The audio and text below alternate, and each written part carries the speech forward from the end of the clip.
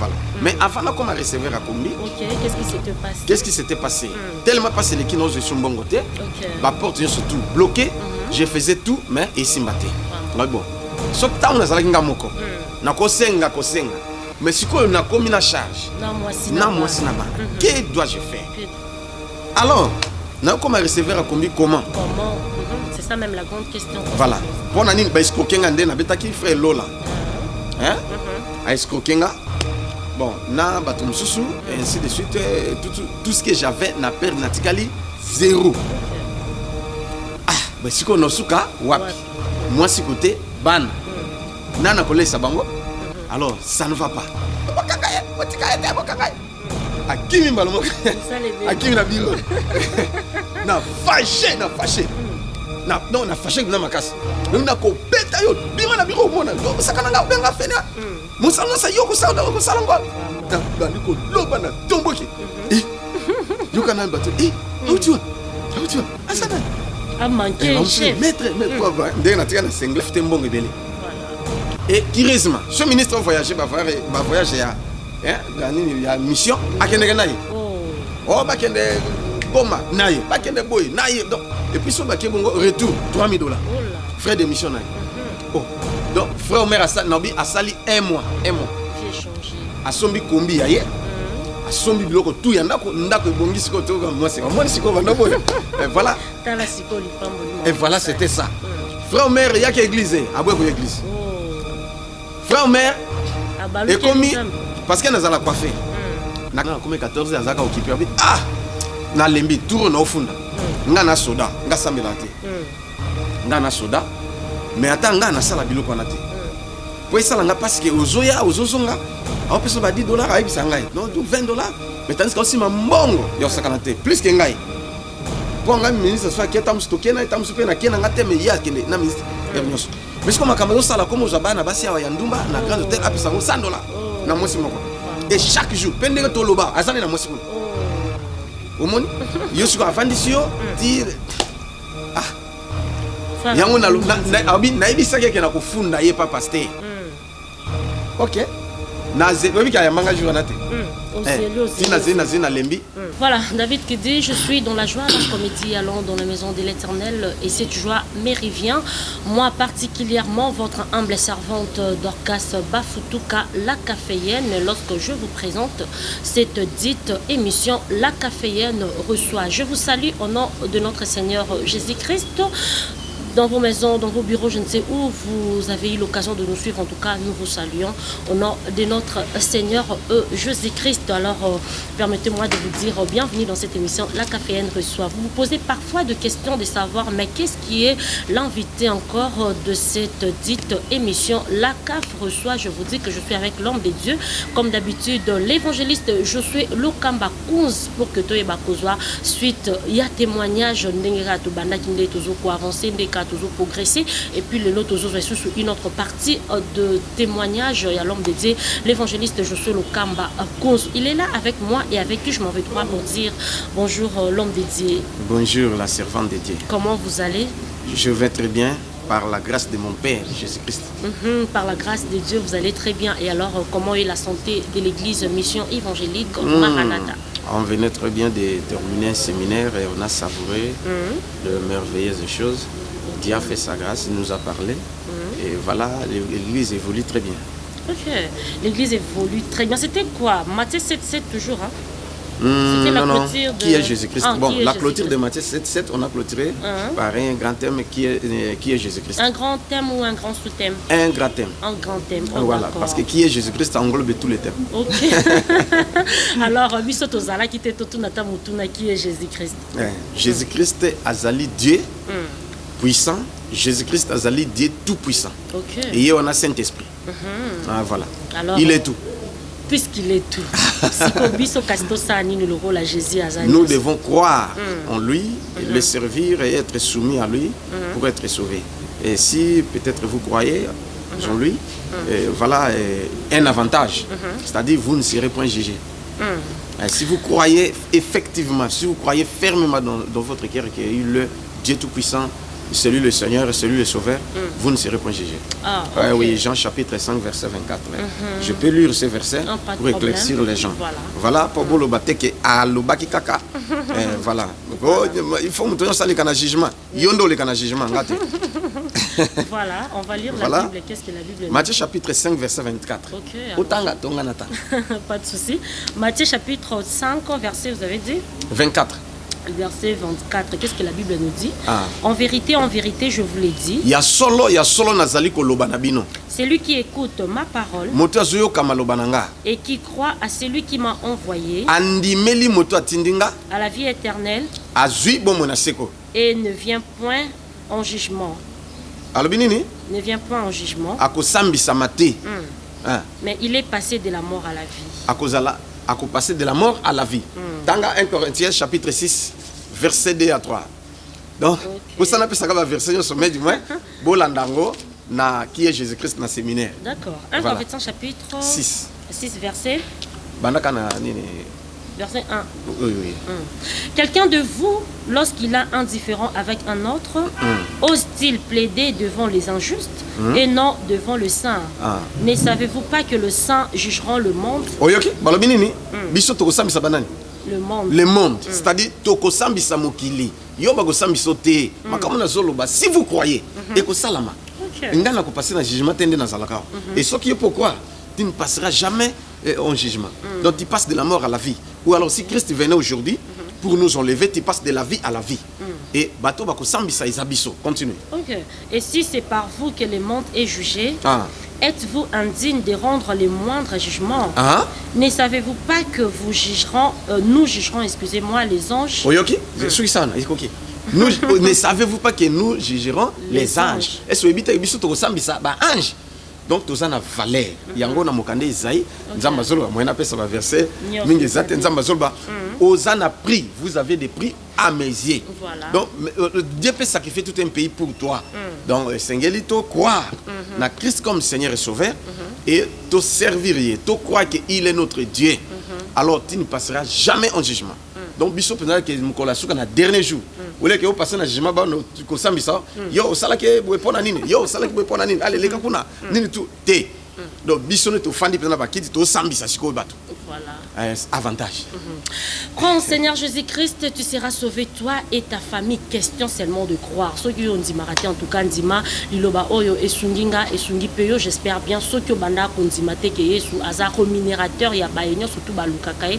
Les moments propices est là pour toi oye encore ko activer foi na yo pour omekampe kondima et nzambe azana bomo pe nzambe asalaka nzambe asekisaka et puis nzambe afutaka baenyo surtout bapusanaka liboso na ye. Alors l'homme de Dieu, l'évangéliste je suis le kamba to koti suko na mama na likambo na biso etali témoignage wana tozwa ki un peu événement ya monene e baki bongo na kosale mana église mission évangélique Maranatha. Alors to kota suko na mama na likambo na biso la fois passée to sola ki moi mambo belé vraiment bate belé baloba kaka non l'évangéliste je suis le kamba aza pasteur ya lolenge nini a Saint-A pasteur abota bota boy sikoyo ndenge to landaki na témoignage le kaki pasteur a mekaki un peu ko clarifier non ils ont un mauvais sens avant aya kat na kolo ami pesa nde ezaki vie na e passé to but ozo sur la solo ya vie na e passé et non de sa vie actuelle ndenge salema ki bongo non bakambo e salema ki e sala qui avant que andimela vraiment Yesu Christ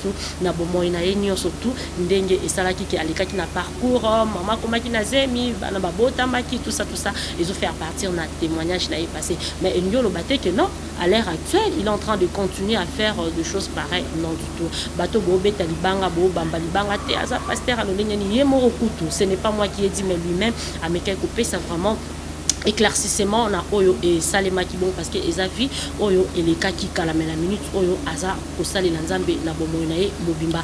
Alors l'homme de Dieu au pesa qui témoignage j'espère que bato belé bazui éclaircissement na fait wana ndenge baki ndenge salema ki au pesi vraiment éclaircissement na éviter ceux qui okoko baxelo comme ça par rapport à wana ou bien on passe à un autre témoignage. Merci beaucoup la servante de Dieu. Merci. Nabi que Toza ko avancer, s'il faut qu'on bakisa, voilà. S'il faut qu'on loba, voilà, nous sommes libres en Jésus-Christ. Alors, Nazali Koloba, tout ce qui na prochaine émission, Nalubaki, na koyebisa bino ndenge na koma ki receveur ya kombi. Voilà, parce que Bible na mokana proverbe lobi tout travail procure de l'abondance. Mais les paroles ont l'air ne mènent qu'à la disette. Voilà. Alors moi si to mobali zala courageux, zala courageuse, nzambo pambola yo. Na moi muke o ezolukana. Mais Dieu est contre les fainéants. Nzamba linga ba fainéant te atamuke. Voilà, cadeau ya ba fainéant, ezali pauvreté, ezali disette, ezali manquement et tout. Proverbe chapitre 24. Natangaka verset. Pas de souci. Ok, comme ça. Bongo to passer na makambo online na lingina loba. Voilà.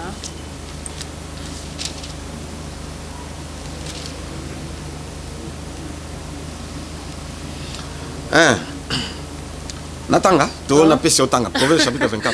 Voilà, Proverbe chapitre 24. Verset 30 au kititi na C. Verset 30 à 34, j'espère. Ouais. Voilà, qu'est-ce que la Bible nous dit? J'ai passé près du champ d'un paresseux, et près de la vigne d'un homme dépourvu de sens. Et voici, les épines y croissaient partout. Les ronces en couvraient la face, et les murs de pierre étaient écroulés. Oyoki? Zambene mutasolo. Abi na l'équipe pembe na elanga. Ya muto a goy. Abi amonike na ba mir o batonga mir ya na ba muelon. Eza kokweya. Amonike bilanga o muto a goy alonaki et misi ba sende na banzube. C'est que production et zate. Continue.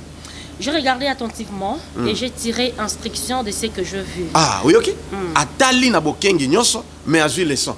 Ouais. Un peu de sommeil. Moi kolala. Un peu d'assoupissement. Moi kopema. Un peu de croiser le main. Moi croiser ma boko. Pour dormir. Pour na kolala. Et la pauvreté te surprendra comme un rôdeur. Oui, ok. Et la disette comme un homme en arme. Merci beaucoup. Voilà. Ndenge Bible lobike. Moi kopema, moi kolala pongi. Yo muto goy olingi ko travailler te, olingi ko lukate. Papa maman, alobi Bible mote lobi ngate. Et lobi que un peu de croiser les bras, un peu de repos, un peu de sommeil, la pauvreté te surprendra comme un voleur. Et la disette comme une personne en arme. C'est-à-dire que tu seras dépourvu de tout.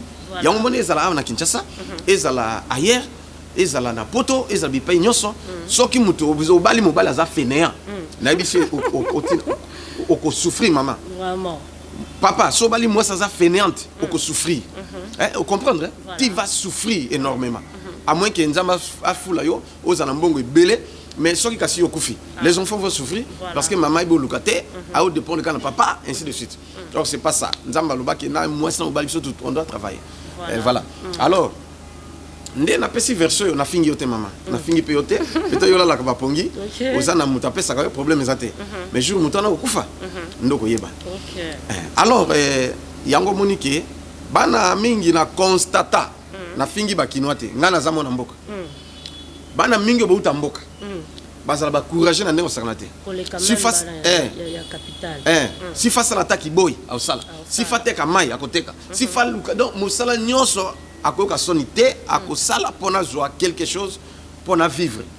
Voilà. Alors ngai sikoyo moto yo na mesana ki na ngai na bolamu nyonso na malamu kolia malamu et pas na tata na maman babotinga na bwana nyonso na ko pasango kuna na zalaki lokola prince na sina beta masolo nyonso kolia minerva le toni na ebi pasité na ebi nzalate na otambola ma moto na ba jeep ba nini tout ainsi de suite ko quitter paroisse na ye awa na osala moni nazalaka kitoko ebeba nazalaka pembe beba po papa botinga za pembe famille papa baza ba pembe na ba msu mwindo mais en tout cas na pembe nyonso tout na bogar nyonso beba na kuba donc voilà à part kaka moi masse qui mettre mais tant on peut na ko bela na ki mettre ngo pe ba paki nyonso stila donc na tikala pena ke o ka mikua ka kingo na nini mais dis-moi ils allaient suite à maladie na ba frappe nzambe ndé ko sala na ko bon mais tant on a allé recevoir à combi na sala qui normalement masse. Alors na comment recevoir à combi comment c'est ça même la grande question qu'on voilà pour nani ba escroquenga ndé na betaki frère Lola a escroquenga bon na batum susu et ainsi de suite tout ce que j'avais na perdre natikali zéro. Bah si on a suka wapi moi si côté ban nana kolesa bango Alors, ça ne va pas. Allez, frère Nabiso Moko, Azalaki, chauffeur. Frère Omer Kalima, Azalaki, chauffeur. Alors, avant comme un chauffeur et un combi, pour nga comme un receveur, Azalaki Ndengenin. Ye Azalaki, Azam marié, n'a pas 5. Mais si koyo, pauvreté la taille na point 0. Bon là la banza la bazola muka. Mais ça n'a permis. Chauffeur on a soko pese mutu kanayo. Ndenga kebu. Ake tout amutu. Toi tout mutu ka ya mutu. Okoy bakanga ki. Wana malédiction Tony. Malédiction ko kindoki. Soki ba local penza. Soki topé akebu. Asala accidenté. Na retour oka mutu ke kufi. Mutu ke kufi. So asala accidenté mutu ke kufi mais kufi. Alors baninga na ba chauffeur de ba sedaka. Au cause de la montagne, chauffeur a boulier après a cédé. Bah c'est d'accord. Pardon. Alors que vous l'avez yété. Au moins si bon souffrance soit là, moi si quoi y a ça la gâté. Charge nous ces pas moi si pas ça la gâté à te gâté. Donc pas si moko yo sakanate. So moni frère donc au leli. Bon tant y a qui na permanence, ngai chef à permanence. Chargé ya délivrance. Allez canailler te récupérer. Prier. Prier.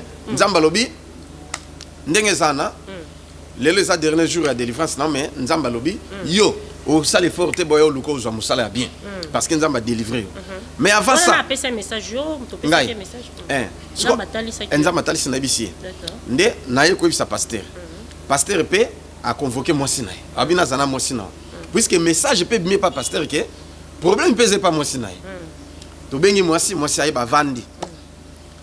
Bon, bavani ko pasteur ngati na fana na puisque ngana mutu.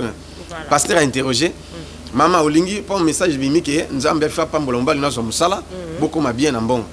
Est-ce que vous êtes d'accord? Ou t'es pas d'accord? Oh, vous êtes d'accord t'es mon d'accord t'es. D'accord, na d'accord t'es. Oh mais c'est quoi? Vous êtes d'accord t'es ndenge? Ou t'es yeso ka zimbongo ako koma na basi belé et tout maman. Oh. Kaka, pasteur vetu na boko ndenge kamera. Oh.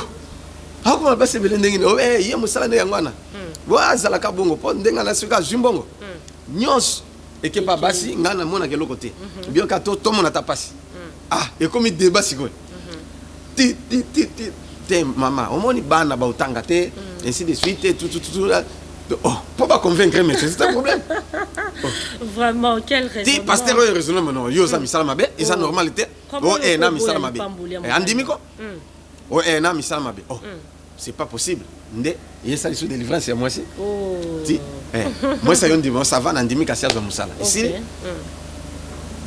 et ça là bon, un certain jeudi. Dimanche na kilt, tous abonnés na kilt en plein kilt. Jeep mo que termine à balabala. Biso moni, mutu moko akiti, mutu msatika na voiture, na jeep. Mutu moko akiti on est tozoluka frère Omer. Frère Omer azana kiti, o te urgence ministre Zobengai.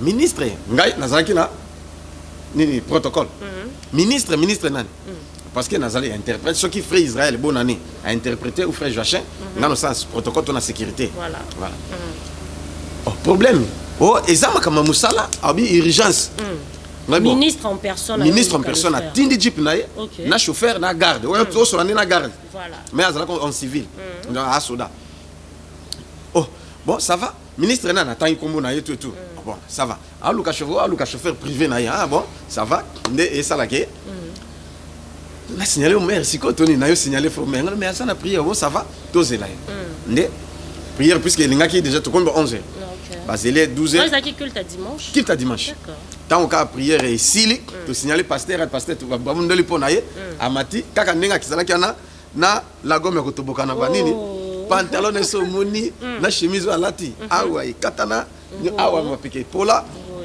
amatika bongo na jipe wa il est vrai azali na permis na ba komi na grand hôtel tant ba komi kuna ministre yo za chauffeur bon ça va oza na permis na zana bon aboki le contact ma sala test na nini a garde corps mata na chauffeur mususu ba mata a conduire ba matiba ki mata ngaliema après bazon conduire bien, oui, papa, ça excellent chauffeur, ça va. Mais yo alors quoi, ça là qui est déjà délivrance moyen. Mais yo ndenge yaka na ba au moins ba veste, na ba safari bien. Sur ba na grand hôtel. Ministre à côté, joie, allez, kota. Joie autant de veste. autant de safari, autant de chaussures, autant de chemises. A vu quand le ministre a foutu. A changé style. A changé Mbalamoko. Ministre ya bano vanda na grand hôtel. Siko au lieu que frère raison ngakanda ko habité yoza chauffeur privé nanga et réunion stozanayo. A joué les chambres paix na grand hôtel. Na ibina chambre numéro 227. Vraiment. Première fois nanga na na grand hôtel. Première fois nanga na kasi kazale nanga moto oyo. Ndel pour la frère Omer. Voilà, c'est comme ça. Frère Azou Moussala, bah fouté mbongo belé. Voilà. Et curieusement, ce ministre voyager, bah voyager à il y a mission à Kende naïe. Oh bah Kende Goma naïe, bah Kende boy naïe. Donc et puis ce bah Kebongo retour $3000. Frais de mission naïe. Oh donc frère Omer a sali un mois. J'ai changé. A sombi kombi aye.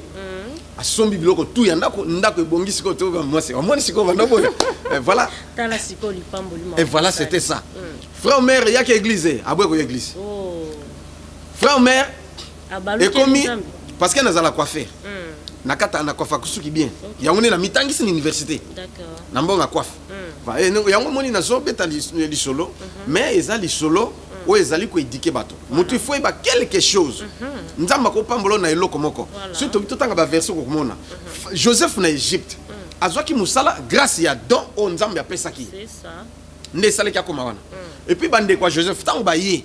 Bakuta na Pharaon tuni bango. Activité na bino ezali nini? Abi tozali ba berger. Nda pese bango gozen.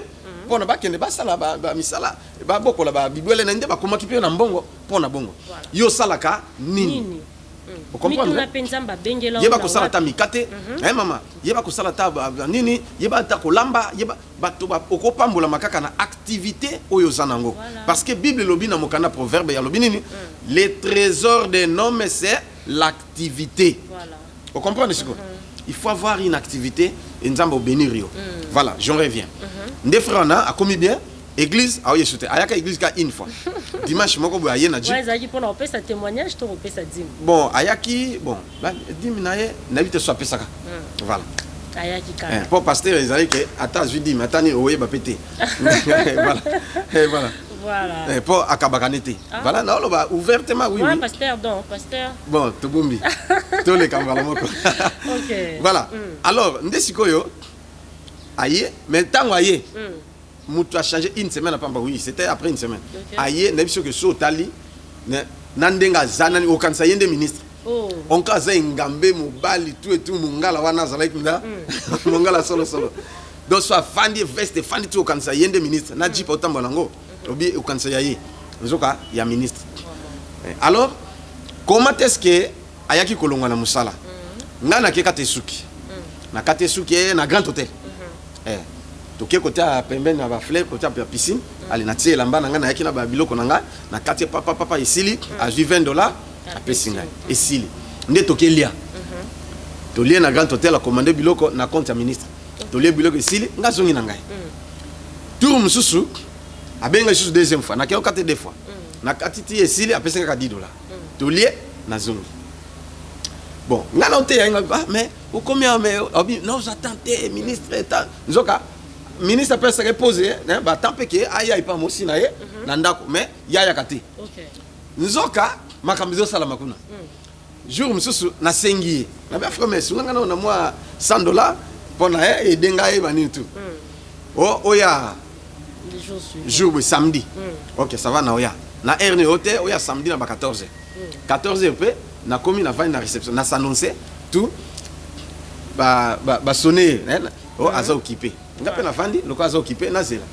bana na bano zela ti 15 namona garde corps ya ministre akiti ndeni pasta abana benga pasta ala ti teni tout ndeni pasta bien to sololi ndeni mutuna na ye pas frère mais bana comme 14 azaka occupé na lembi tour na ofunda nga na soda nga sambela te nga na soda mais ata nga na sala biloko na te pour ça là parce que ozoya ozozonga a peso ba $10 a bisa ngai non $20 mais tandis que aussi ma mbongo yo sakanate plus que ngai pour ngai ministre soit qui tam stocké na tam super na kena ngate me ya kende na ministre nyos mais comme kamado sala comme ozabana basi ya ndumba na grand hôtel a pesa $100 na mosi moko et chaque jour pendenge to loba azali na mosi kuna omoni yo siko avandisi yo ti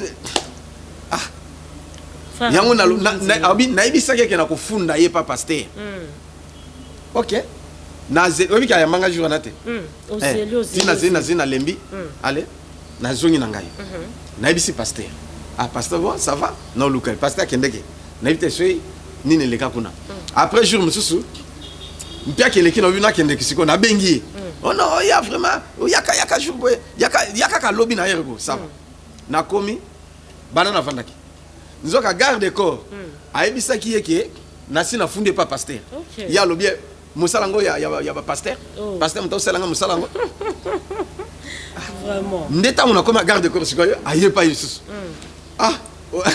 frère ndeni bien garde corps kutu muta pesa ngai moi soki $10 OK pasteur na mona na sepla no makasi mais ozo futa attention mutuna azaka na mwesi mususu kuna ya solo il y a $100 moi c'est $100 pesa ka 100 azana mwesi okufanda ozelati yenyo saucisse pour na ibisa ki kutu ke na funde pas pasteur oya jeune oya yaka oya jeune wana abi yemta apesa musala yemta sala musala ngo vraiment voilà réponse ta on okibunga na siliki na télé na kena ngai na zongi bon na vani na umeli mais na zongi na ngai allez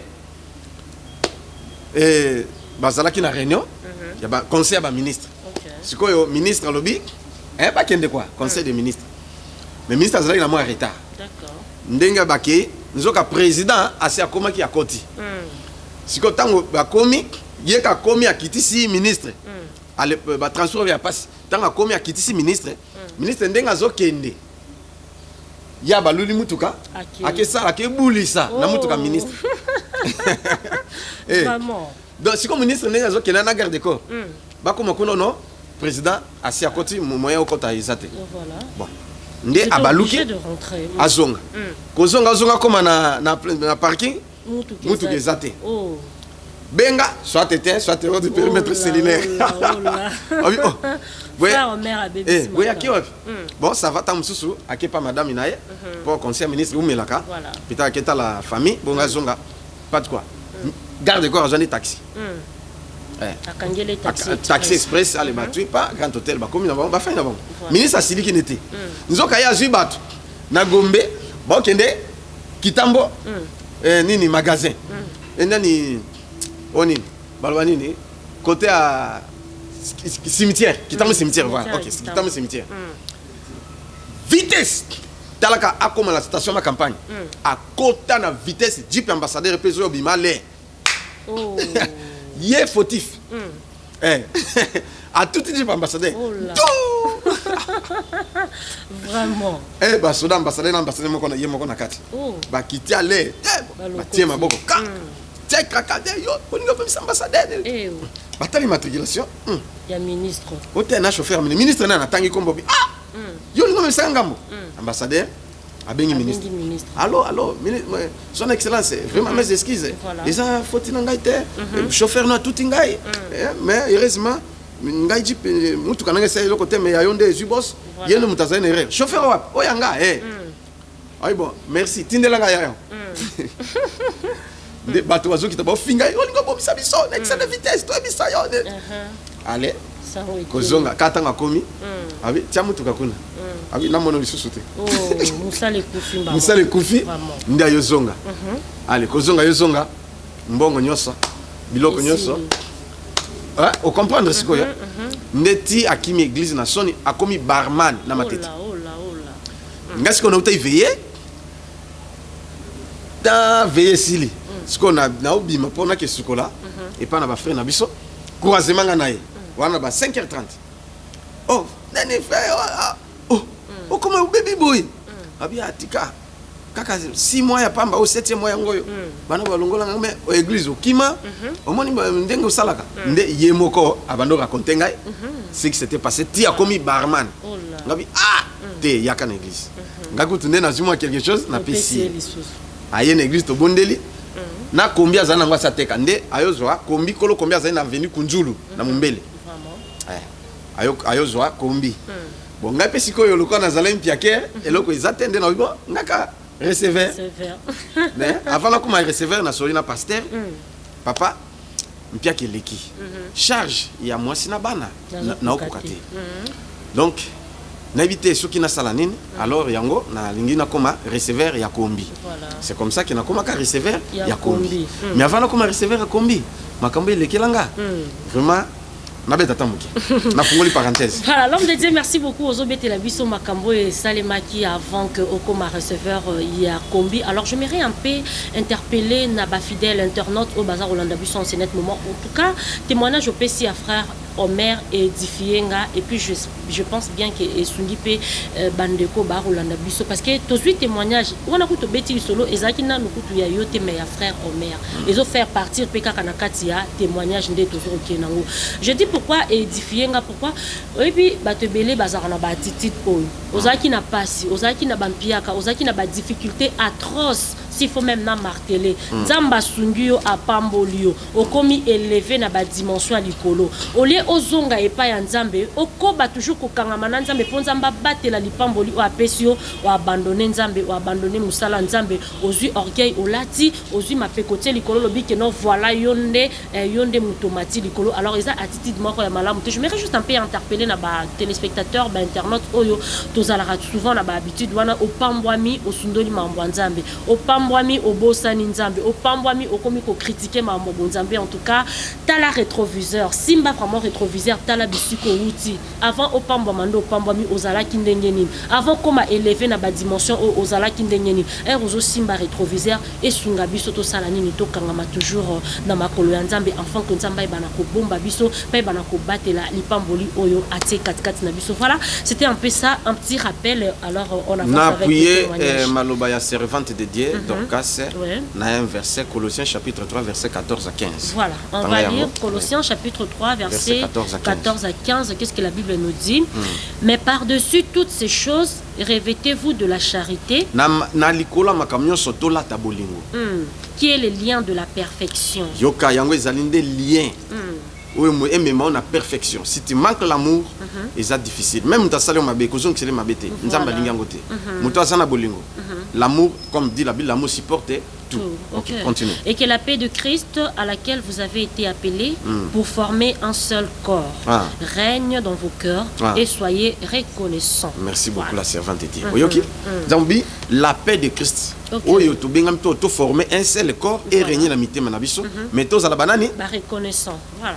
L'ingratitude n'est pas dans zambé zalaka punissable et pas na batopé zalaka punissable. Exactement. Ndeko kanisa ndengo zalaki tandenge nzama sungiro batu musuba olinga kutu baki na tapoto ata États-Unis tonine batika la kozwa te occasion mais yo quand même okoma kuna mais tu as été un grand envers tes parents. Tu as été un grand envers ceux qui t'ont soutenu. Tu as été un grand envers ton mari. Yemuto asala nyos o zalakuna obalukela. Tu as été un grand envers ta femme. Moi si asala tout okoma kuna tala sikondengo salayi hein omoni moi si mutasala nyonso ozo esikana mais yo bwakise koma na basi mususu omona bango lokola sapato problème ezate nzambe akufuta yo mais tu peux revenir à Dieu. Je te condamne pas parce que c'est la vie. Quand on prêche, quand on témoigne, c'est pour que bato bazala sauver to pe sa solution. Ce qui makambo ekutana la peyo bengangai to ko solola na kusunga yo nzambe ako restaurer pe vie nango frappe nzambe donc zonga toujours frère asalinga mabe mais to kutani nga kabele quand même voilà pe na bengi na église ndé pese courage aya c'est ça là ndé yango yako kusala zwa musala voilà mais avant na comme recevoir à kombi qu'est-ce qui s'était passé tellement passé les qui n'osent sumbongo te ba porte surtout bloqué je faisais tout mais esimbate là bon so ta on azala kinga moko na kosenga mais si on a commis la charge, na bana. Que dois-je faire? Alors, naluka musala. J'ai tout fait. Ba meminga na frère moko na bano sambela pona comme les frères Emile. Grand frère ya pasteur nanga meminga pa na petit frère na ye. Pona ba noter kana boutique na ye. D'accord. Ye azu musala. Alors lokolo azu musala nde boutique mutote kazate nde azwinga atenga wana yo kama na ina tanga verset mais to continuer dans possibilité voilà na mukana Genèse on comprend Genèse chapitre 39 écoute histoire moko wana que Joseph tang bateki akenaye Potiphar a sombié qu'est-ce qui s'est passé Potiphar tang a sombié apesi responsabilité ya makambo nyonso ya ye nde Dieu bénit la maison de Potiphar à cause de Joseph. Vous comprenez ce que alors, race wana ezalaka na vie nde tozali bato bongo bazanga te. On a opesa activité et fungoni balomoko. Na ba race mususu opesa activité ekufi ya kokufa leli. Hein? Aux étrangers, au mekata même na pays na biso, au meko branché petit frère ou petit sœur, au neveu, au tina na tini mutuka na bosala ngabo, nyonso ekende au sala perte. Mais ezana batu mususu, OK, soko confier. Paf paf makambe fungwami. Paf paf bon, ngasikoyo na zomi kumisate, nzama pesanga eloko wana. C'est comme s'il y a quelque chose oyo esala ke et attirer bateau et puis l'activité est fungwama. Même quand j'étais nazala ki mopagano tout et tout, c'était toujours comme ça. Na raisonner vieux nangai vieux René asape na poto, ezale bongo. Akonfenga ba moteur ya ba congélateur ba ni tout ya ba split et tout na bandoteka. Mais succès ezwamaka donc terrible. Ezali kabukara o voilà. Mais na betana oyo toyokani abanu futanga $30 par mois. Na transport nanga na banozwa 2000 francs. D'accord. OK. Ne yake abani ne musala ba engagé. Mais banda na sala musala tika kufutanga ta infante. Oh là. À part transport. Na kolia esili. Soki alali na musala ngana lali wana. Yo koti selembo ngobele. Jour azana repos non ko selembo ngobele mais aufutanga te. Aufutanga te. Aufutanga te. Tam na moni 1 mois. Bon, ngas ko na responsable. Moi na yiba yepe ezate. Siko na sala nini sikoyo. Nde na ozwa likanisi. Yo baba rasa ba Jacob. Ouais qui azo travaille pas na nani bof na là-bas, mais nzamba zo ko inspirer ce qu'il doit faire pour qu'il vivre à gagner paix, yepe à se retrouver. Voilà. Nzamba inspirer nga eloko bi comme on futa yote. Akotika pe ko futa yote ko kanisa to futa. Alors, mbongo yo zo ya transport. OK. Ya bando garder. Na bandi ko garder et comme mbongo ya Sacha. Bon, Sacha Sigre bon. Siko ezaba 12 000 francs. Et ça nango $5. Voilà, c'est ça $5 voilà. Na bando kankisa mbonga Sacha Sigre. Sikoyo ngana ke na sombi Sacha Sigre nanga na tie wana. Mais na ko teko yanga so esindi na bandu ya yi. Voilà. Il faut la teka yanga yi. Muta sombi sa kombi ma na teki muta sombi mbongo wana na otia na ngai pembeni. Pra esili. Nde na bandi ya yi. Po na bando teka doka ba fuli. Mais déjà tant on a 5 à 2 semaines. Biloko plein de mbongo mususu ba excédent na comprendre pété nanga moko no kinité. Oya ba tingiti atali biloko tout a sali calcul. Bongo le qui n'a pas pu comprendre. Allez, azui. Oui, non, non. Aki a son biloko tu a cotisime. Ikolia na olia. Transport nanga 2000 francs na ozwa. Mais futanga. Fin du mois koki. Ozela, ngali problème ezate. Alors, ndesiko yo na yoko koma na Sacha Sigre na na teki. O mona ke na teka 50 000 francs. Donc on a juste un peu comprendre. Chasseur à sucre il y a $5 50 000 francs. Et ça le colle à combien? 50 000 francs quoi ça va comme $25. Na sombi $5 mais na 25 $. Na ke tout msukutu na ke na sombi D. Voilà, il y a sombi des sacs à sucre. Ba sac à sucre c'est qu'on note en détail, même en gros. Mais ce qu'on ngai na sombi D. Mutaye na teke sakombi, des sakombi. Na minute et ça la 1 heure de temps pouf. Et si nango na koti oya yesiko. Mais ce qu'on tango na tango 90 000. C'est comme ça que jour mususu 3 mois au futanga te ngala binono. Loko na kangisi de moi quelque chose na ngai. Na pesa moi si aba no débrouiller ngai vina na longo. Et na bise en tout cas moi je démissionne loka mutu mususu. Bon, on a mis pesa déjà dans Nzambe Sidali. Na eko kotika. Bon, on a profité qui tango pasteur à voyager. Tout ce qui est l'église on a profité le local papa voyager. Il faut na zala na ba. Ndé na kotika. OK. Frère Wana o ngana loba, atanga na musala frère Émile. Au merte. Émile aye mutabano ya kosomba sikre ni asala. Mais ndé bisinga tamusa défi na déficit. OK. Po ba ibani pe na patron nanga à l'époque. Alors, nesikoyo tango aye ko somba na ezaki moi na tango moi mbula matanga mbula aye somba natali me nobi yo c'est comme ça na problème obi oui na problème. Na bo problème les années pas na moni ekoza na musala o mitungisa. Abi oui non mitungisa na musala. Mais ça fait 10 ans banana na sala musala mais na mata gradité batu mususu baye ba mati ba komba directeur ba sous directeur mais ngai kabo na ibse na bondela ki pono na butu tango na mona ki makambo mais nzambe a comme son directeur ya suka na 4e des humanités des fois monsieur bana yangwana hein azaleta na diplôme d'état mais ba bazo comme ba nini ba uta la CV omoni CV ba licencié ba gradué ba nivoyer 4e des humanités. Si on a dit bon, ah frère, on a la 4e des humanités. Mais ça me fait mal, il fallait quand même à ta place, moi bien. Mais n'a pas simple travail. On a habité. Nzambe akosunga ah c'est nzambe asungira. Na ite sino sani. Na déficit ake. Wana tonga va ke musala a défi ake musala. Den kazo koma. Pas trop pas zokota. À mon avis viens ici. Aïe. Ton nom c'est qui? Ton nom c'est au comité directeur d'exploitation. Au bureau. Directeur d'exploitation. Du coup. Baké na bureau a sali mikana tout a signé, tout est signé allé. Abimi ba PCD, ba PCP bureau. Tala. Azonga ireta. Lobby na tongo. Abimi lingat. Abi nzambe na kutani na anja nzambe. Non. Pasta. Na comme directeur d'exploitation, jamais non tikobo. Il faut national musala. Nganga ngapena semaine ça va. Abi lobby yaka. Hein, au salama une semaine yaki journalier. Deuxième semaine na condition puisque ngane directeur d'exploitation. Abi OK ça va. Ndé ameminga siko izana Congo Fitir. Lobby na tongo allez tokekuna asolena atango bon chef ba journalier abi oh leki nanga tiai kuna ça va. Je peux comme leki chef OK. Ati yake. Wana mindele no baite. Tokati forme. Oui, ko kata forme. Donc kuna ezama comme tolo ko tome makaba sac. Ba bidon, ba sac ya loso, ba sac ya mungwa, hein, ba nini ba sac ya farine. Biloko zona ba conteneur, ezo na entrepôt. Bon wana siko trouve dans entrepôt, ko tia kingabo na poilo. Ya Congo Fitir.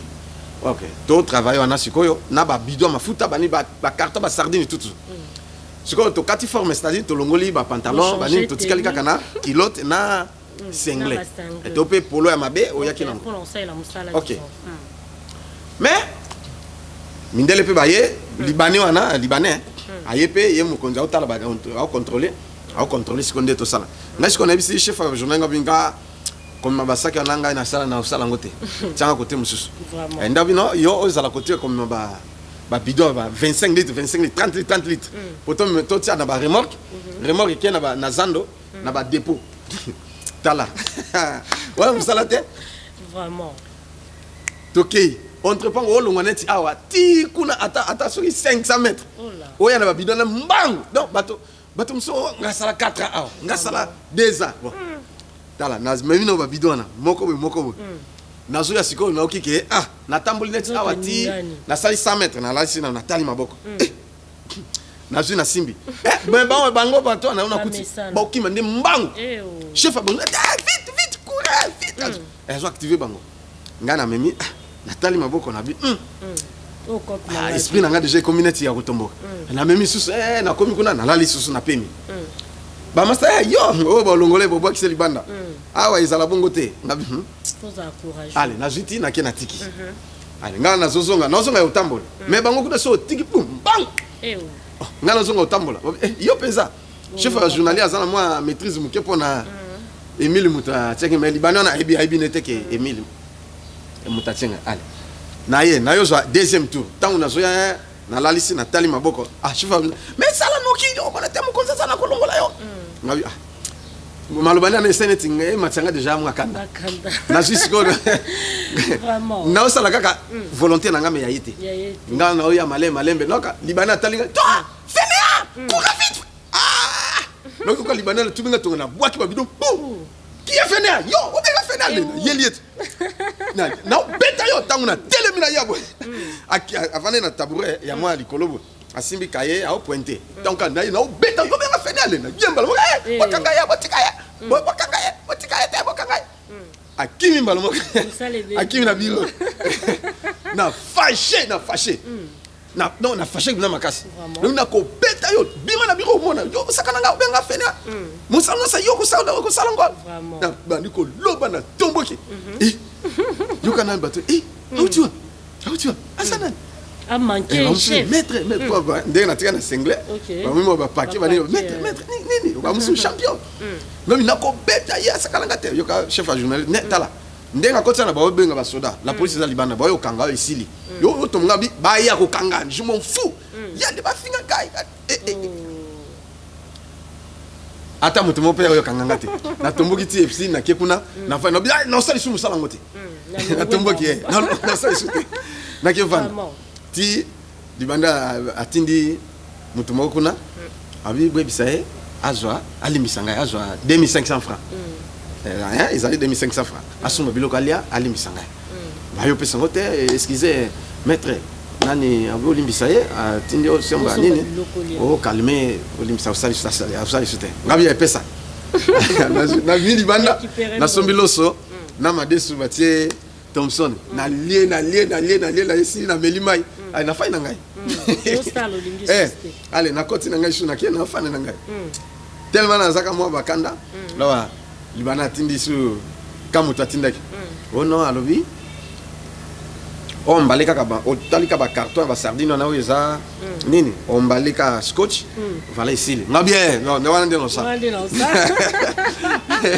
ba pesinga ba scotch ale na no luka ba carton ce que ça n'était fungwama atie scotch ici na niti to komi 12 na on aye ba ile biso mapa abi yo zandenge awi zande to koti ti to kubima o debre na ndenge na mais kaka yo ye libana tindi ba mapa ngabie baba bilo ba yuma na jili pananga na jili pamba e kaya pamba siko na keko na kutima ba carton na jui sardina na fungole ale na tie na lipa uko yo na ozandenge nini ozelo côté d'ailleurs tout ndeko salibo c'est na fin d'une fin ya musala ozelo côté ngabi wala bino na liti et sili allez 18 donc to ça me sala 17h mais tu vas cause bon 18h 5000 francs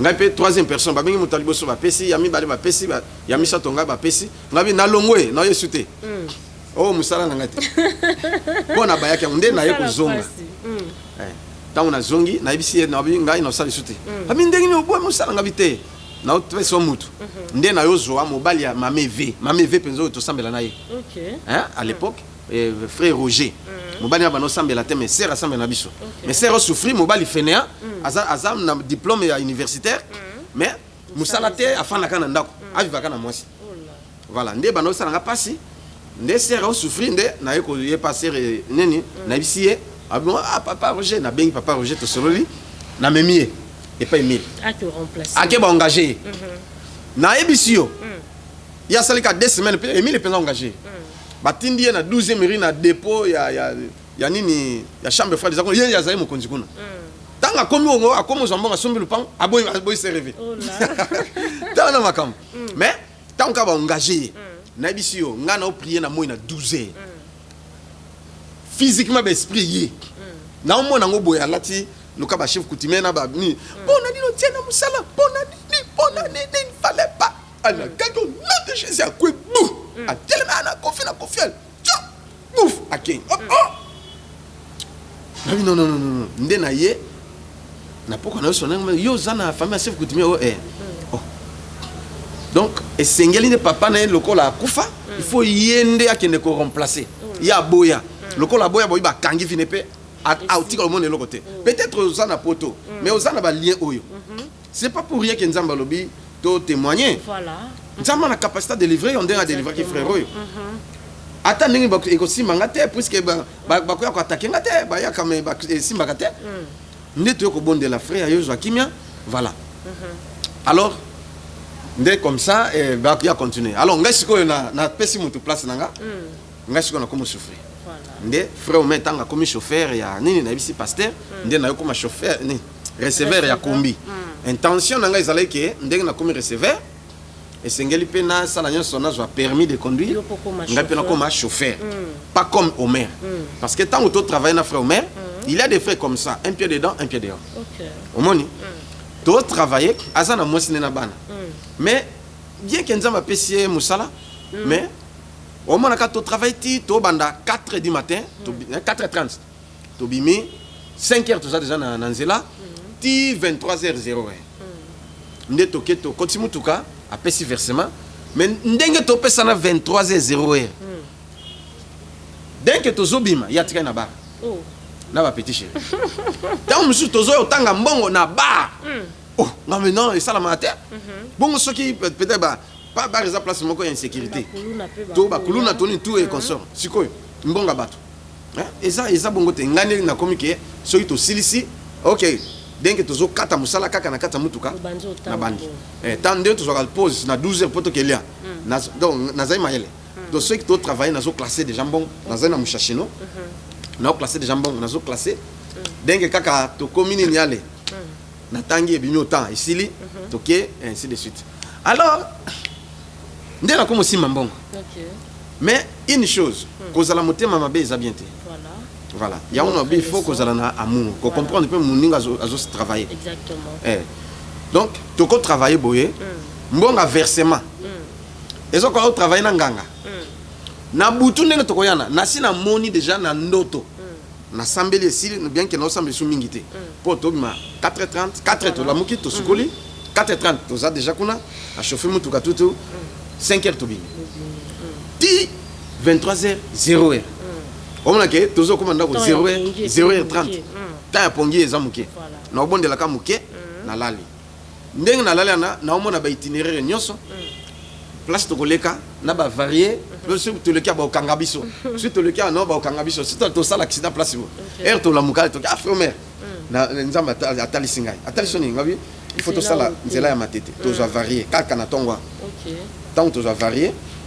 to keko tika retour to zo varier donc les autres ont 3 variés alors si ko surtout sisi nde to bandi koleka nini OK allez ayo kelingai to keboe to tika to bombe to keto kato bato bazokita moto oh varié pona boki zanga ba fille mafuta poto tika nini eza ba fille oh ya ba plastique mais oh combien alinga lo ba prix te yo ko lo bate yaka ye exemple alinga lo ba 50000 ngala bite ba fille eza biloko moka kilo ainsi de suite bon au moins que au ko bomela biso temps alors ils ont combien de filles non ils ont 4 filles bon 4 filles OK ça va bon pesa 100,000 francs ah hôtel genre 60, quand habité 60, ça 80. Hôtel genre 70, on va ça 5.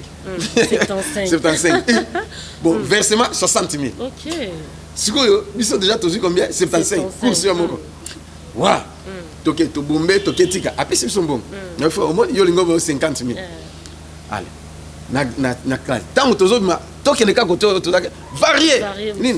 Oh non, et ça kaka congélateur na des frigos botier et puis na quitte à divan botier likolo botier na la place boto nga bo yaka kasi pesa 60 000 ah frère na 60 na zaka na 40 000 nyoso na zango ya ngana vite pesa 45 ote débrouiller ta c'est bon ça va kasi pour place boutique nga na moi bato ngabi bakisa ka 5 wana et si les mutum ça le la mongo nzoka zanango allez andimi 45 tozui toke to tiki bato wayo kitsa tanga obimisa mbongo omone mbongo eza na saki ne lisusu amoni moto yo abomaki biso na la vraiment apesi toki ka do tozobima na veni varié nin oh tika biso na kinkola ngawa kinkola musika hôtel vraiment toke nga bizela na kinkola toke sani hôtel eza kaka toke toza 8 personnes boke aller simple ngabi aller simple bozana combien donc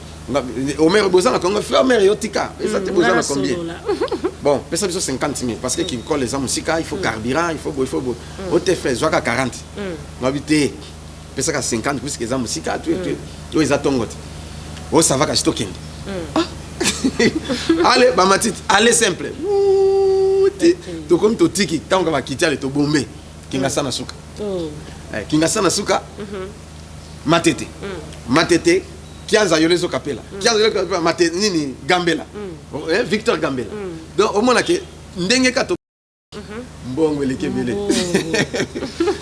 siko nyonso wana avant 12h nabi avant 12h mbonga versement koki mbonga nyonso tout carburant koki eleki tout ce qu'on travaille à partir on a 10 heures ya biso siko mbongo nyonso wana koti na fin au maire pesa 10 000 francs. Oh là. Oh là. Vous comprenez? Place moté ma bezali. Vraiment. Ma frère mère, na sa moyibité. Tout na noté mais sikoyo papa ata yo moko 10 000 francs 100 000 sikoyo union surtout yo moko omoni naza na charge ngabi yo za na charge bongo ngai nga na yibiote na l'action penza motema mobimba siko pourquoi ça nga bongo de banga na yeti abakisanga 5 000 ngabi on ça va problème ezate lobby nazu mayele na frère men donc en déplacer boy tozo varié oté omoni ngabi te tozo varié allez toké pas tozo varié ka moko ka oto kende kuna bongette côté à nini boulevard du 30 juin pour toké kita magasin ngabi tala na lota ki bakangi biso donc kende oté bongette c'est-à-dire baté belé non mon côté des l'axe côté ça bongette l'axe c'est-à-dire vide bater ma bachofa ma grand maniema voilà un chauffeur biso to nga ronda biso ba recevoir ba ronda voilà ba liter chauffeur ndé ronda et ceux qui ronda ndé chauffeur liter ndé biso ba receveur allez ba ya yo kité atie tembe to bombe ka to komaka kita au magasin ba to bazo là vraiment là combi et quand à 16 personnes mais ba to ba quand à 25 oh là ba musu ba telemi liboso boy ba musu na coffre na bisi frère mère ndenge za bongano l'action bongo nyonso to kana bien ce muta telemi na portière mbongo nanga ce muta dia na coffre mbongo nanga mais ba to nyonso tout ya kati ya yo parce que mbonga liboso kuna ya chauffeur ezande ya chauffeur na cabine za chauffeur mais versement mais comme tout ezande côté ya sim oh andimi OK ça va ba to telemi na nini ba to pe na nini kuna isili donc to ye vitesse to comme na royal Mercedes mo ezali liboso na biso mutu ka musubo fromere excès de vitesse mutu ke linge 4 sabosiko bango ba telemi yesko a freiner bo simbite tellement vitesse yaki faya au tout à oh là siko tanga dévier bo et tout balance dou tout est Mercedes ça tout à Mercedes na tête on a tout baluka oh là tanga tout dou côté asima Mercedes c'est que chance que et tout est mutu comme soute surtout ba confier ba to confier to ketelema nzoka mutanga za colonel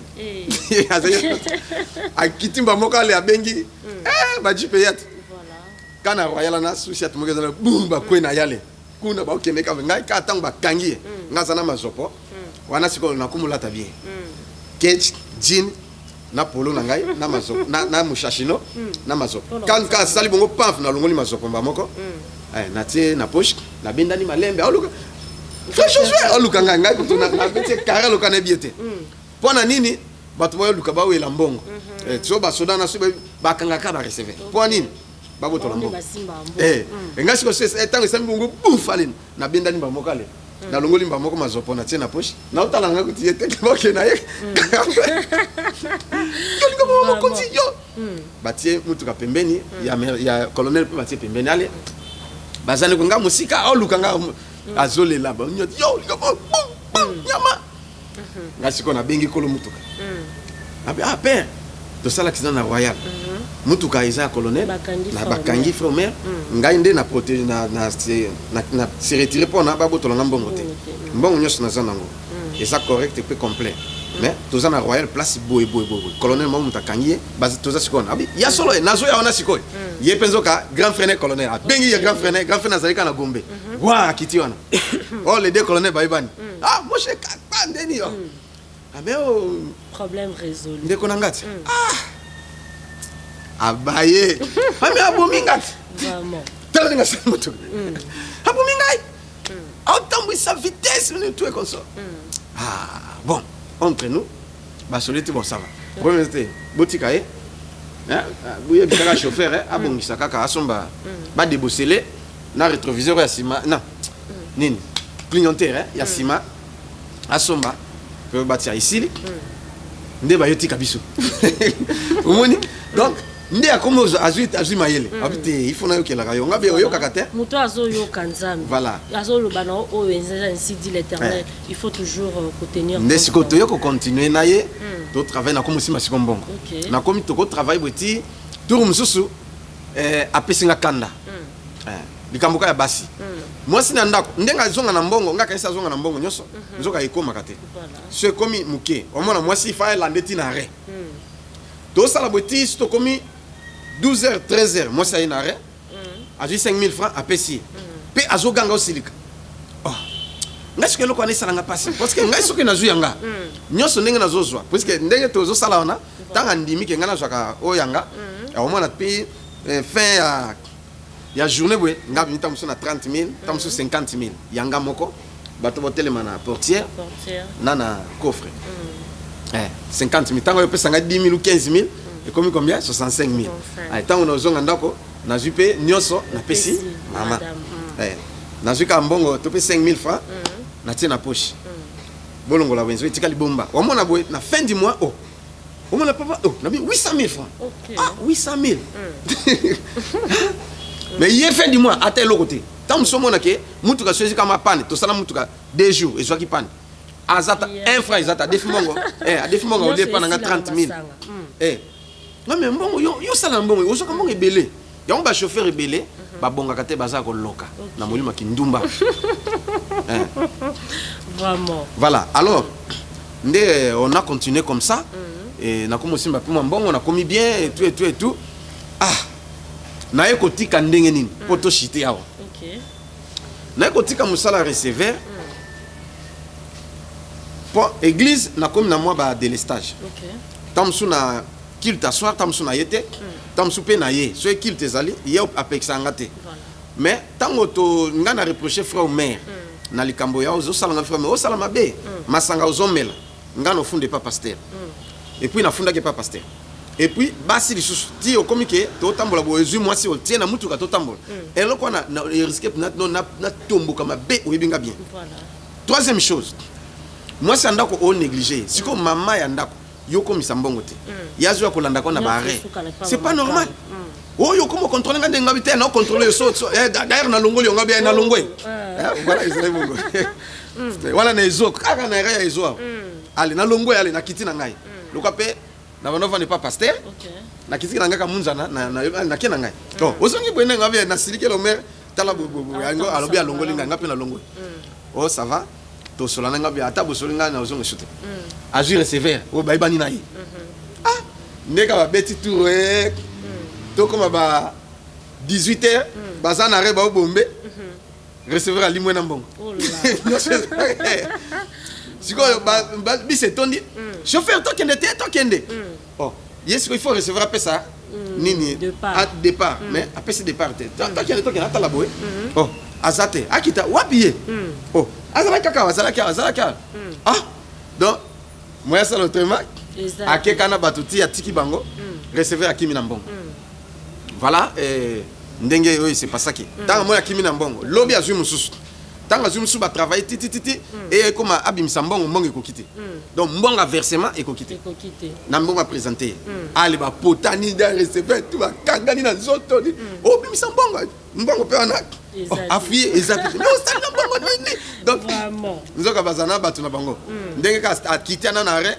aobelela asapesi mista na ye mais ngana misala nyoso ti na mona ka deuxième jour kaka na butu ayeti na ndako ote omoni to ata to zwani to zaka ba frère on est ensemble même église même pasteur yebisa ye vraiment abondeli ngati ale ngasi kona yozonga nde clair mona mais ce qu'on a linga kotika te et comme que nasomba permis parce que nabe komema banda couvent d'accord et nabe déjà komema il faut nasomba permis comme ça ngamo kona ko mape chauffeur OK idée na ngande ezalaki wana mais libabe parce que nzambe soka bengio abengio voilà to kema tete donc to bombe victoire to rond-point ngaba to bombe matete siko to bombe 15 yolozo kapela siko tango to uti matete to komi super to kitisi bato musu ba mati to ye GD bato ba kita kwa wenzangaba et consort to ye na Saint-Adrien OK wana penga no senga mbongo place na ngade na CD voilà mais nga termine la portière to komi na Saint-Adrien bato ba pesa ale bato musu ba mati ngabo komi ni pesa mbongo sikoyo nga na telemi liboko na appuyer na portière na osenga komi ni pesa mbongo yesu ka jali wana déjà ba 18h30 voilà komi ni pesa mbongo nga na bato ba pesa ah faut mettre fongwa misiko oui place école Wembo ezali accident salamande wana na Kianza siko vitesse siko mutu ka moko liboso na biso ezali pe bis Mercedes moko na sima tango azo dépasser ça la dépassement tala et kewe tango ezonga bon nanga na portière na katikata makadam wa to ko na ngap na mukongo na makadam na portière Mercedes ezoya pour enyata kambala moko mais na éviter ngala moni mutu boy na moni mutu pembe or c'était un ange de Dieu alors quand il a le papier au moins papier n'est-ce pas azuka bois atenga bois kinga donc kaka azuba tiebo donc na minute pas batu baga ya kufie mais mbala moka na minute na moni ka mutu alongolinga Mercedes et nyati portière et doublé et tellement pété ce que côté ngala ke kokoya ole ke na koya bu na se mais maman moko ayena mona auti na mona mobali ba sala pansement azana opération ce que ba uta ko hôpital ce peut ndini na éviter mais na ero na ba uti pansement selon bango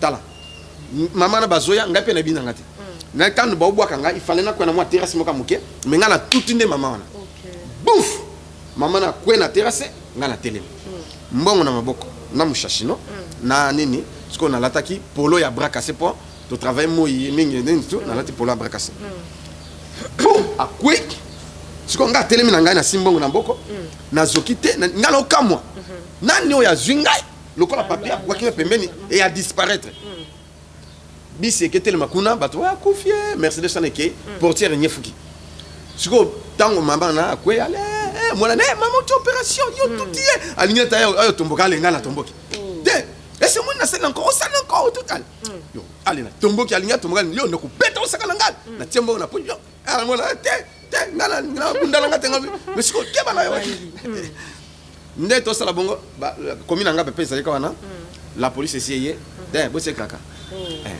c'est kama boko moti batio kaka de yo boma muto ne to nga kasi bokanga pona ina bunda mais bokanga pona mamo yo ngana tout était ote kaka débat isala mana na bato bazena mutuka mutu moka mataki libosa za lango tennis civil tu es UPT dans aye a misika carte à l'axi ba policier tant à l'axi abi c'est le major Christian ba kata vous avez mon major gotika bo funga kaka balongoli yo za mokufi mona za mokufi akomi kuna ndenge akwe biso to moni Mercedes nyatié mais à télémi vraiment non vraiment maman au tout ani oté maman pota ba vérifier il faut ngam oté a tout ngai bon limbisa maman asena côté yenda za mokufi limbisa ye maman ngopé asali pe le côté alobi pe ne chez le côté abisi yembe nani major wana abisa ngai talanga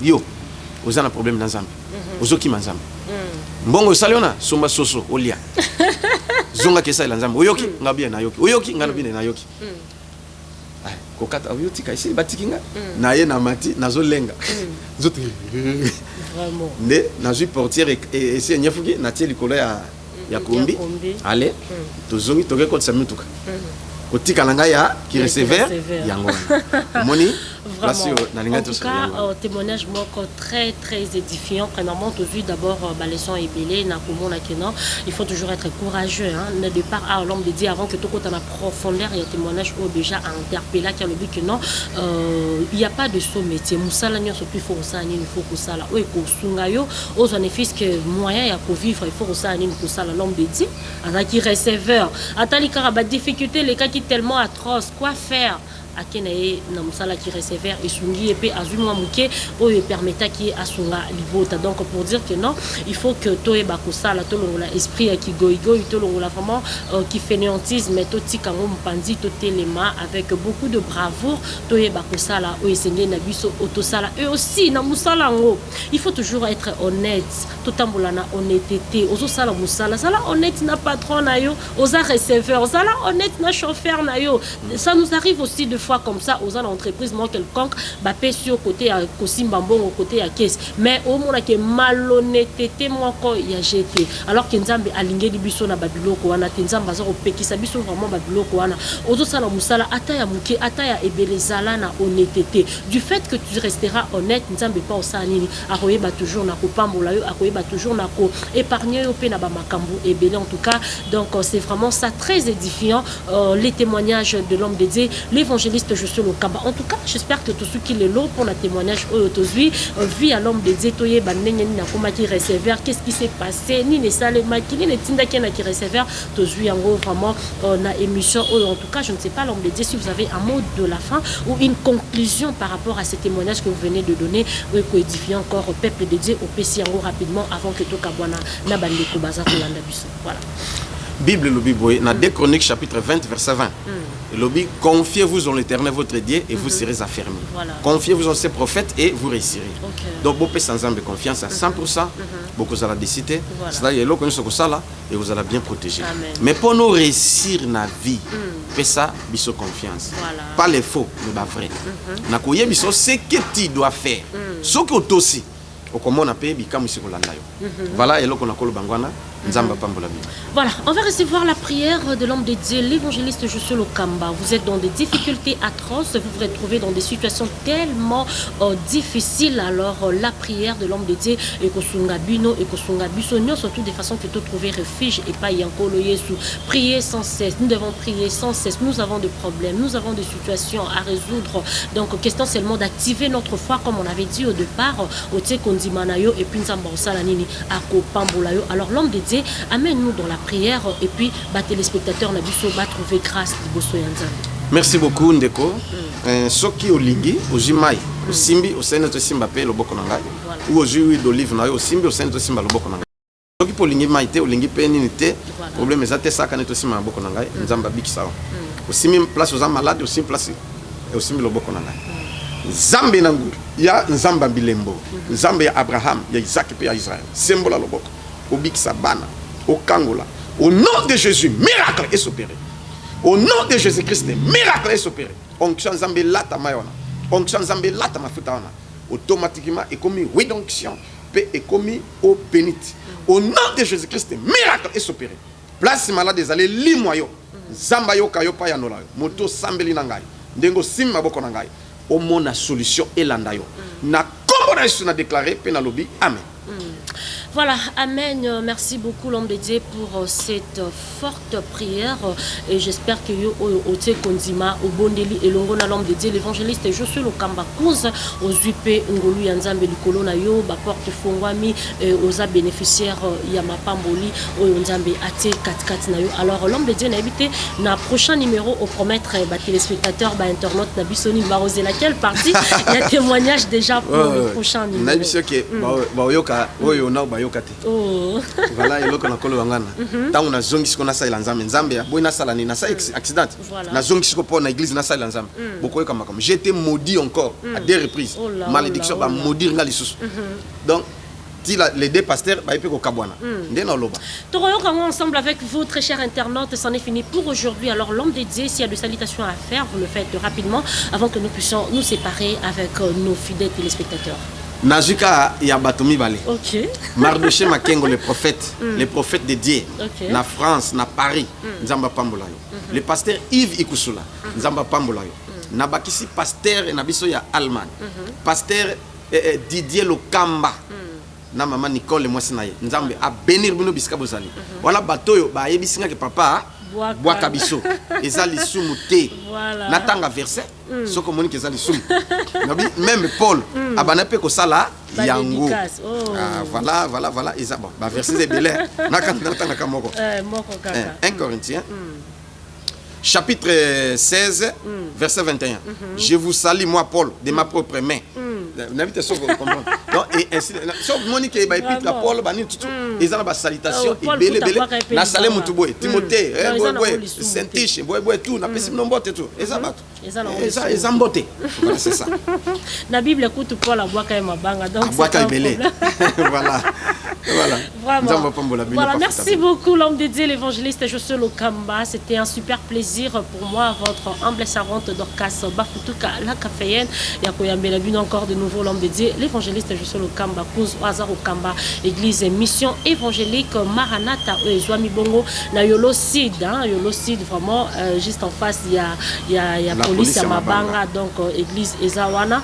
Alors, ceux qui ont un problème, ont une difficulté, au Bengi na ba numéro eza affiché sur Oza Musika, Libanda Yamboka, au Bengi na ba numéro eza affiché l'homme de Dieu à Koyamba yo, opposé problème na yo, à Kosunga yo pe na Losambo yo pe Oza na Kinshasa, Oza na possibilité, ya Kopousa na vraiment au Kutanana l'homme de Dieu, l'évangéliste Josué Lokamba, au pe Koya, Kande na Lobi, église eza na Yolo Sid, la police ya Mabanga, donc juste Musika tena Kapela, au Poussani, oye na église au solo na l'homme de Dieu, opposé problème na yo, à Kosunga yo, na Losambo, po yaza mobenga mi en kolo nzamba te wana pona biso à soutenir œuvre de Dieu à pambola biso na etali maloba nzambe pe Losambo. En tout cas, merci, c'en est fini pour aujourd'hui. Merci à la grande équipe technique qui nous a accompagnés. C'était comme ça l'homme de Dieu, le pasteur Fredin Tsoki qui était derrière la caméra en complicité avec Joss Kingon bazala qui wana vraiment pour na musala qui toque. Merci beaucoup à l'assistance de l'homme de Dieu, l'apôtre Glody Bompunga au PC vraiment Bambo Tebele.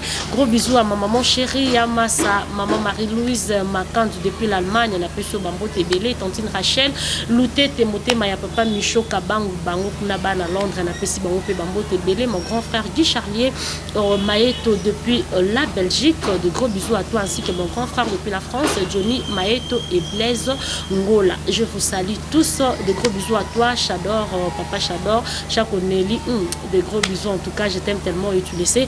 On se retrouve comme ça très prochainement. Et voilà, je suis votre humble servante Dorcas Bafutuka, la caféenne. Voilà. Bye bye.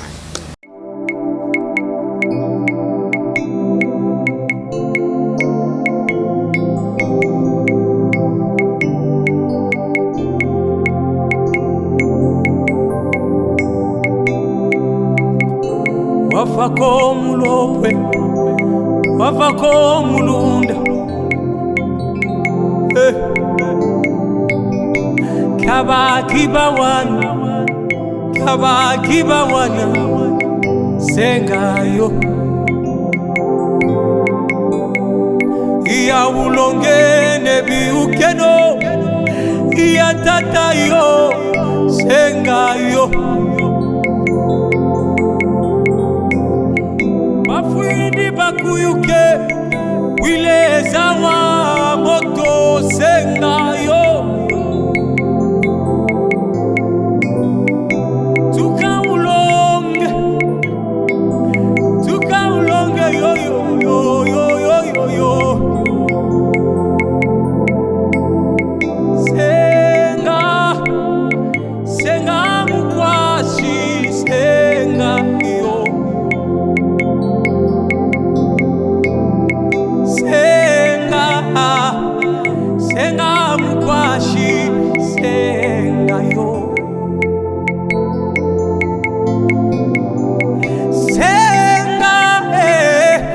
Senga mukwashi